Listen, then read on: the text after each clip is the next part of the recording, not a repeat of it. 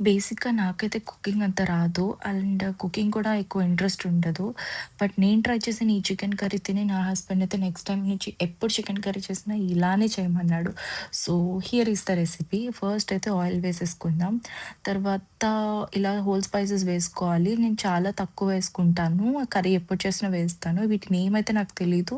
But నేనైతే వేసుకుంటాను. తర్వాత చాప్ చేసిన ఆనియన్స్ ఇంకా గ్రీన్ చిల్లీస్ వేసేసుకుందాం. మిక్స్ చేసేసుకొని టొమాటోస్ చాప్ కానీ, బ్లెండ్ కానీ చేసుకోవచ్చు. నేనైతే బ్లెండ్ చేసుకొని పెట్టేసుకున్నాను. తర్వాత జింజర్ గార్లిక్ పేస్ట్ వేసుకొని మిక్స్ చేసేసుకొని ఒక 5-10 మినిట్స్ ఉంచిన తర్వాత ఇలా బ్లెండ్ చేసుకున్న టొమాటో వేసేసుకుందాము. వేసేసుకొని లో ఫ్లేమ్‌లో ఇలా మిక్స్ ఇచ్చి ఉంచిన తర్వాత ఇలా పసుపు, కొంచెం కారం అండ్ సాల్ట్ వేసేసుకుందాం. సాల్ట్ వేసుకొని కొంచెం సేపు ఒక 5 మినిట్స్ ఉంచిన తర్వాత కలర్ చూసారా ఎంత రెడ్‌గా అయిపోయిందో, అంటే టొమాటో కుక్ అయిపోయింది.